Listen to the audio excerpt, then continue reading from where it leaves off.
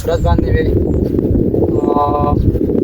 زه چکر وهلی و د ملاکنډ درګۍ نه راغلي او شانګلې ته. په شانګله کې یو لوکیشن دی یخنګي، کوم چې د خپل خوبصورتوالي د وجې نه مشهور دی.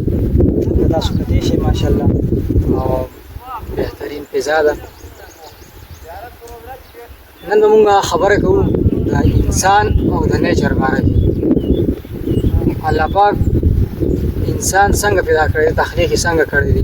زه مونږ فزیکل سټرکچر وګورو او انټرنل سټرکچر وګورو. نو انسان الله پاک په یو ښایسته انداز باندې پیدا کړی دی. قرآن مجید کې هم راغلی د آیات لقد خلقنا الانسان فی احسن تقویم، چې ما انسان ډېر ښایسته پیدا کړی دی.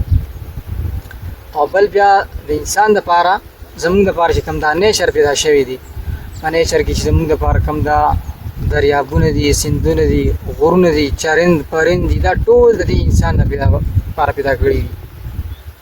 او بل انسان ته اشرف المخلوقات ویلي دي. دا ته ولې ویلي دي؟ د ده ډېر امپورټنس دی، د ده ډېر اهمیت دی د دې د وجې، ځکه چې الله پاک ورته اشرف المخلوقات ویلي دي.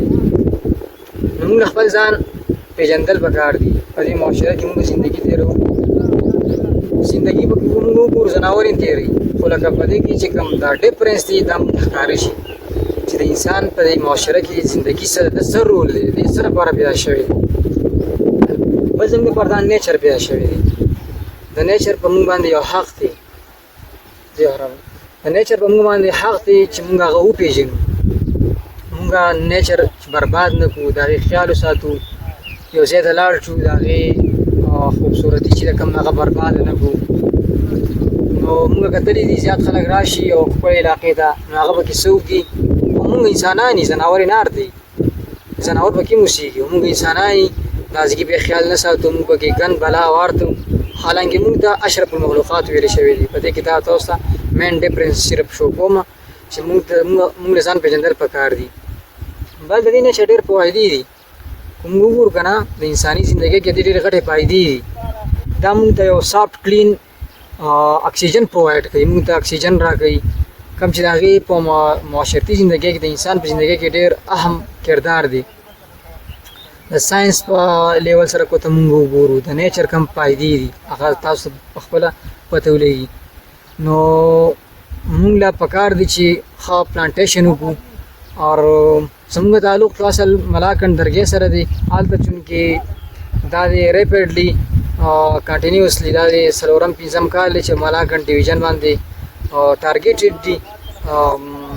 بس د اور شکار شوي دي غرونه. هلته موږ ګورو نو یو کال د بل کال نه بدتر کېږي د ګرمۍ په لیول سره. د هغې چې کوم سینټیګریډ لیول دی هغه هیږي، ټمپریچر هیږي بره باندې، چې په تېر کال باندې 35-40 کې چلیږي. نو د هغې نه هغه چینج شي، هغه 45-50 دا به رواني چې موږ خپل نیچر تباه کوو، دا به رواني. دا تاسو ته کویم چې موږ اشرف المخلوقات پیدا شوي که نه، دا په موږ کې هغه دغه ډفرنس دی. لکه موږ کې هغه اوس ډفرنس پاتې نه شو. ګوره کله نه کله الله پاک وایي چې د انسان کله نه کله چې دی چې کله په خپله ګمراهۍ کې راشي د انسان د ځناور نه هم څه شي بدتر شي. نو هغه زموږ نه جوړ شوي دي. موږ ته انسانان نه ښکاري. دا نیچر دا قدرت د هغې خو موږ بس هغه هم خو بس دا شانتې کې حال دی. نو موږ له پکار دی چې د خپل نیچر خیال وساتو، د خپل قدرت خیال وساتو. موږ له په هر ځای کې صفایي راوستل پکار دی. که صفایي نصف ایمان دی. په هر ځای کې چې ماحول صفایي او په دې نیچر باندې انسان ښکلی ښکاري. زموږ د پیدې دپاره پیدا شوي دي. موږ ته یو سافټ اکسیجن راکوي. د دې داسې نور ساینسي فایدې دي. نو بس زما خو دا یو شارټ میسیج و تاسو ټولو ته چې د خپل نیچر خیال وساتئ، پلانټیشن وکړئ. او دا کم چې دا ځنګلات کټایي د دې نه ځان وساتئ. او خاص کر ملاکنډ ډویژن والته مې دا ریکویسټ دی، کم فارسټ والا دي یا داسې نور عهدیدار دي، هغوی زموږ د ځنګلاتو خیال وساتي. دا ځکه دا 5م کال دی، 4م کال دی، بهار باندې څه کېږي، غرونه سوځلي کېږي. او د هغې تاسو ما ووایي که نه ټمپریچر کال په کال باندې سیوا کېږي، ګرمي سیوا کېږي، په هغه کې شدت راځي. نو کوم چې مونږ یو ښه سیټ نه روان، مطلب مونږ خراب سیټ روان.